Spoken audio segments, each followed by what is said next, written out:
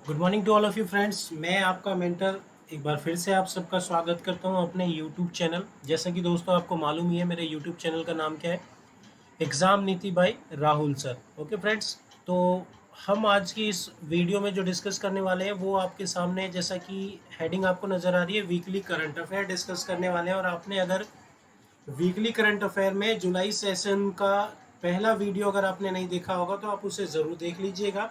जैसा कि अगर हम लोग बात करें जो मंथली है ना, उसको हम लोग वीकली में पार्ट करके लेकर आ रहे हैं, जिससे कि आपका टाइम भी कम लगे और आपको जो इम्पोर्टेंट क्वेश्चन है वो सारे मिल जाए। यदि मेरे स्टूडेंट मेरे टेलीग्राम चैनल पर डेली बेसिस की क्विज अटेंड नहीं कर पा रहे हैं तो वो इस वीकली करंट अफेयर की वीडियो को भी देख सकते हैं। अदरवाइज आप एग्ज़ाम्स नीति के नाम से मेरा टेलीग्राम चैनल है, मेरा टेलीग्राम चैनल है एग्ज़ाम्स नीति के नाम से, तो आप उसमें भी उसे इनरोल कर सकते हैं, ज्वाइन कर सकते हैं। और ध्यान रखना फ्री है, इसमें कोई दिक्कत नहीं है। और ये डेली बेसिस पे इसमें मैं क्यूज़ अटेंड करवाता हूँ करंट अफेयर के बेसिस पे, तो आप उसे आके दीजिए और उससे आपको पता चलेगा आप कितनी नॉलेज रखते हैं करंट अफेयर्स की। तो बिना किसी देरी के हम लोग स्टार्ट करते हैं हमारी वीडियो। ओके फ्रेंड्स, और सबसे पहले क्वेश्चंस की ओर बढ़ते हुए हमने देखा यहाँ पे कि सबसे पहला क्वेश्चन अभी आपने हाल फिलहाल में देखा होगा, जो शिंजो आबे हैं इनकी हत्या कर दी गई गोली मार के एक भाषण के दौरान जिसमें ये पहुंचे थे। और वहां पे ध्यान रखना, अगर हम लोग बात करें इनकी हत्या हो गई कब, तो 8 जुलाई को इनकी हत्या कर दी गई।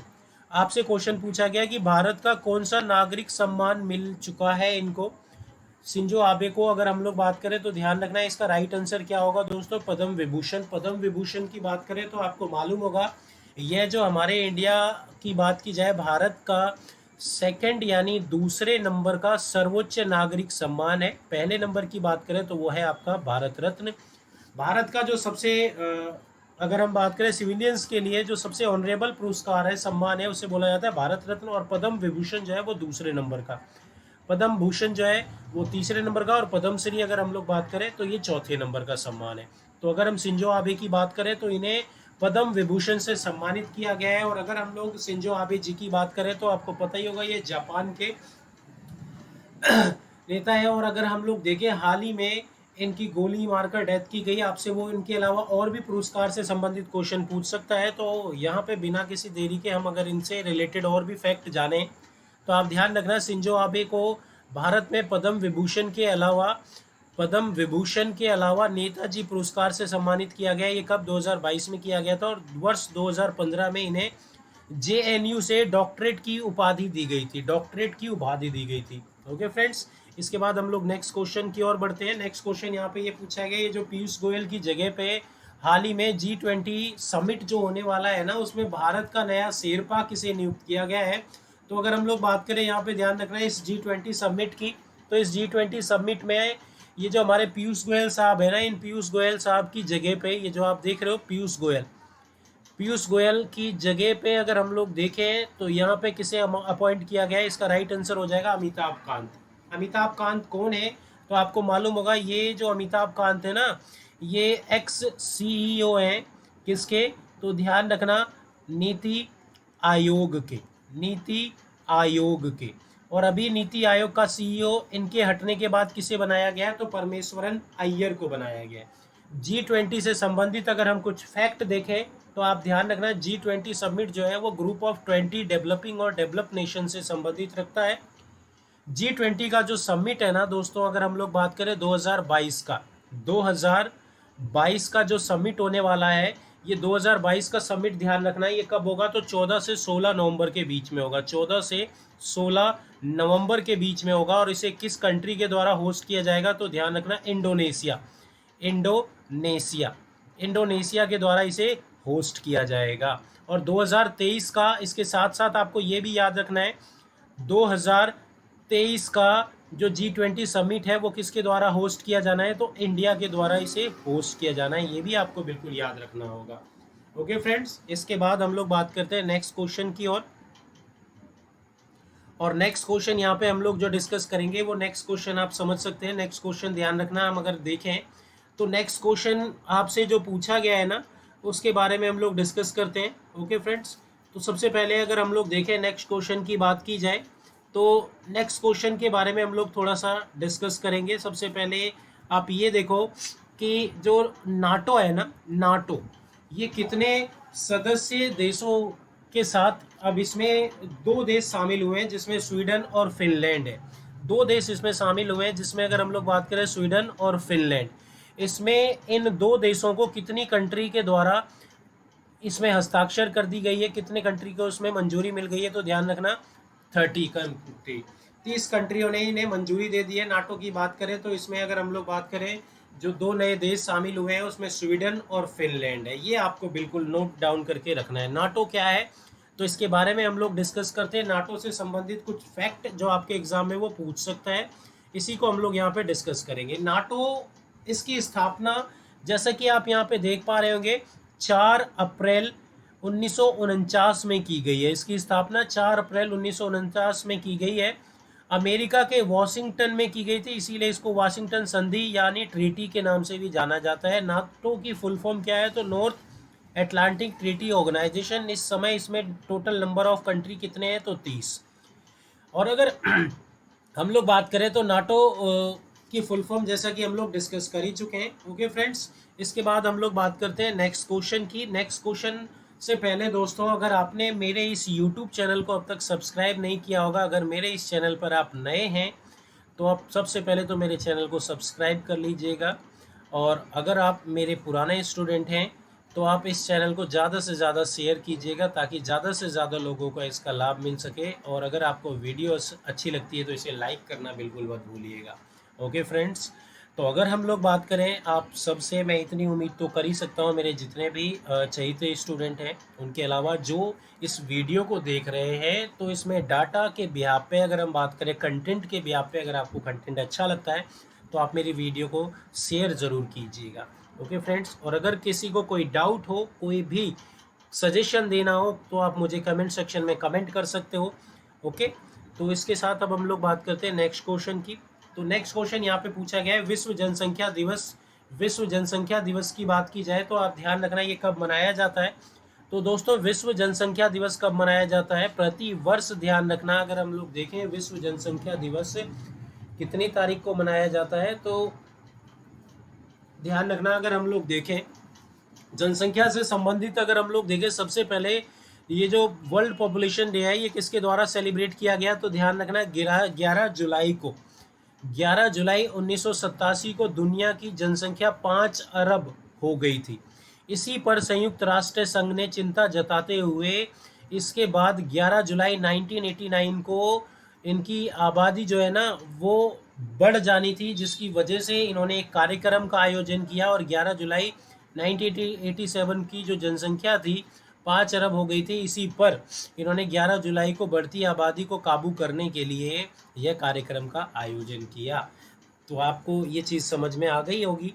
तो अगर हम लोग देखें तो आप ध्यान रखना, अगर हम लोग बात प्रति वर्ष 11 जुलाई को, तो ये किसके द्वारा, यूनाइटेड नेशन के द्वारा इसके द्वारा बनाया गया है, क्योंकि जो हमारी बढ़ती आबादी है इससे लोगों को जागरूक करने के लिए वर्ल्ड पॉपुलेशन डे सेलिब्रेट किया जाता है। क्योंकि पॉपुलेशन की बात की जाए तो आप समझ ही रहे होंगे, जैसा कि हमारे देश की गवर्नमेंट कहती है कि इंडिया जो सक्सेसफुल नहीं है, इंडिया के पीछे रहने के पीछे जो अभी रीज़न बताया जाता है वो रीज़न सिर्फ और सिर्फ क्या बताया जाता है, पॉपुलेशन, पॉपुलेशन। ओके फ्रेंड्स, तो हम लोग बात करते हैं नेक्स्ट क्वेश्चन की। नेक्स्ट क्वेश्चन हम डिस्कस करते हैं।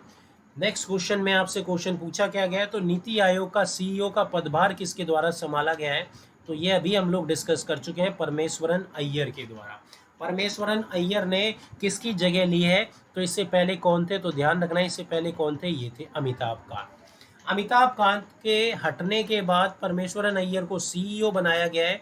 सीईओ किसका बनाया गया, नीति आयोग का। इससे संबंधित आपसे और भी क्वेश्चन पूछे जा सकते हैं, तो आप ध्यान रखना। अगर हम लोग बात करें फिलहाल नीति आयोग का वाइस चेयरमैन कौन है, जो आपसे वो क्वेश्चन पूछ सकता है। वाइस चेयरमैन कौन है नीति आयोग का, तो इसका वाइस चेयरमैन अभी कौन है, सुमन बेरी।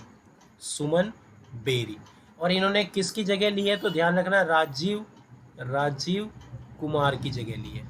तो आप ध्यान रखना, राजीव कुमार की बात की जाए तो राजीव कुमार के पदभार से रिजाइन देने के बाद सुमन बेरी को वाइस चेयरमैन के पद पे नियुक्त किया गया है। और आपको ये पता ही होगा कि जो नीति आयोग है इसका चेयरमैन कौन होता है, तो भारत के प्रधानमंत्री। आशा है आपको ये वीडियो पसंद आ रही होगी, चीज़ें समझ में आ रही होगी। अगर कोई डाउट होगा तो आप उसे ज़रूर पूछिएगा। ओके फ्रेंड्स, कमेंट सेक्शन में कमेंट करके आप मुझे कोई सजेशन देना चाहते हैं तो वो भी दे सकते हैं। किसी क्वेश्चन में कोई चीज़ नहीं समझ में आई तो आप उसे भी पूछ सकते हैं। कोई स्टैटिक जीके से संबंधित अगर आपको कोई टॉपिक समझ में नहीं आ रहा है तो आप वो भी कमेंट सेक्शन में कमेंट करके मुझे बता सकते हैं। मैं उसके ऊपर आने वाली अपकमिंग वीडियो बना दूंगा जिससे कि आपको चीज़ें आसान लगे। ओके फ्रेंड्स, ये सब कुछ आपके लिए ही है। बस मेरा आपसे यही अनुरोध है कि अगर आप मेरे चैनल पर न्यू हैं तो इस चैनल को सब्सक्राइब कर लीजिएगा। अदरवाइज़ मेरे सभी पुराने स्टूडेंट इसे अपने दोस्तों में, अपने फ्रेंड सर्कल में शेयर करना मत भूलिएगा। इतनी तो मैं आपसे उम्मीद रखता ही हूँ। तो अभी नेक्स्ट क्वेश्चन पूछा गया है, विंबलडन 2022 टेनिस चैंपियनशिप में जो मेंस का खिताब है, मेंस का सिंगल खिताब है, वो किसने जीत लिया है? तो अगर हम लोग बात करें ये खिताब किसके द्वारा जीता गया है, नोवाक जोकोविच। नोवाक जोकोविच की बात करें तो ये बड़े ही खास व्यक्ति हैं। और अगर हम लोग बात करें, ये अगर हम बात करें दुनिया के ऐसे व्यक्ति बन गए हैं जिन्होंने चारों जो ओपन खिताब है वो जीत लिए हैं। तो आप ध्यान रखना, अगर हम लोग बात करें टेनिस चैंपियनशिप में 4 खिताब होते हैं, जिसमें अगर हम लोग देखें वो 4 कौन कौन से खिताब होते हैं तो ये आप याद रखिएगा बिल्कुल। तो पहला खिताब जिसे बोला जाता है ऑस्ट्रेलियन ओपन, दूसरा जिसे बोला जाता है फ्रेंच ओपन, तीसरा जिसे बोला जाता है यूएस ओपन, यूएस ओपन, चौथा जिसे बोला जाता है, ध्यान रखना ये आपके सामने है, जिसे हम लोग क्या बोलते हैं, Wimbledon open, Wimbledon Wimbledon open. तो आप ध्यान रखना ये 4 चैंपियनशिप होती है, जिसमें पहला ऑस्ट्रेलियन ओपन, दूसरा फ्रेंच ओपन और तीसरा यूएस और चौथा विंबलडन ओपन। और अगर हम लोग बात करें जो नोवाक जोकोविच है, ये बहुत ही खास व्यक्ति है। और अगर हम लोग बात करें इस चैंपियनशिप में टॉप की पोजीशन पे, नंबर 1 की रैंक पे लगातार अगर हम बात करें 100 वीक तक ये रह चुके हैं, तो ये बहुत ही बड़ा रिकॉर्ड है इनके नाम अपने आप में। इसके बाद नेक्स्ट क्वेश्चन की बात करें दोस्तों, इससे पहले अगर हम लोग बात करें तो नेक्स्ट क्वेश्चन से पहले कुछ आप जानकारी यहाँ पे समझ सकते हो इससे रिलेटेड। वैसे तो मैंने आपको बहुत कुछ बता दिया, इवन फिर भी आप ध्यान रखना, आपसे करंट से रिलेटेड वो ये पूछ सकता है। तो पुरुष एकल का खिताब जैसा कि अभी हमने डिस्कस किया वो कौन थे, नोवाक जोकोविच। और महिला एकल का खिताब जो जीतने वाली है वो कौन है, एलेना रायबकीना। और मेंस डबल में ये खिताब मैथ्यू एबडेन ऑस्ट्रेलिया के और मैक्स पेरिस, ये दोनों ने मिलकर ये मेंस डबल का खिताब जीता। वुमेंस डबल का खिताब जो है वो कैटरीना सिनियाकोवा और अगर हम बात करें बारबोरा केजरीकोवा, ये दोनों चेक गणराज्य से संबंधित रखते हैं। और इसके बाद अगर हम लोग देखें मिक्स डबल में देसीरा क्रॉविज अमेरिका के और नील स्क्रूप्सी ये ब्रिटेन के, ये दोनों ने मिलकर मिक्स डबल का खिताब जीता है। आशा है आपको ये चीज़ें अच्छी लग रही होंगी। इसके बाद ध्यान रखना, पीएम मोदी ने नए संसद भवन की छत पर जो 9500 किलोग्राम के अशोक स्तंभ का अनावरण किया है। दोस्तों आपको यहाँ पे बताना क्या है वो ध्यान रखना। अगर हम लोग बात करें तो आपको इसमें बताना क्या है, ये जो राष्ट्रीय चिन्ह बनाया गया है वो कौन से धातु का बनाया गया है, तो ध्यान रखना कांस्य के धातु का बनाया गया है। और आपने अभी हाल फिलहाल में देखा ही होगा, इससे रिलेटेड मुद्दा भी छाया हुआ है। तो यहाँ ध्यान रखना, अशोक स्तंभ की बात करें तो ये अशोक स्तंभ, या अगर हम लोग बात करें तो आप यूँ समझना, ये जो सम्राट अशोक हैं, अगर हम लोग देखें तो कलिंग के युद्ध के बाद बताया जाता है कि सम्राट अशोक जो हैं वो इतने खूंखार थे उससे पहले कि ना जाने कितने लोगों की उन्होंने हत्या की थी। बट कलिंग का जब उन्होंने युद्ध देखा, वॉर देखा, जहां उन्होंने चारों तरफ सिर्फ लाशें ही लाशें देखी, उसके बाद इतनी लाशों को, इतने लोगों को की हत्या करने के बाद कलिंग को वो विजय कर पाए। उसके बाद से उन्होंने, ध्यान रखना, महात्मा बुद्ध के शरण में वो चले गए। और अगर हम बात करें बुद्ध धर्म को उन्होंने अपना लिया, और बुद्ध धर्म को अपनाते ही उन्होंने अहिंसा के पुजारी बन गए।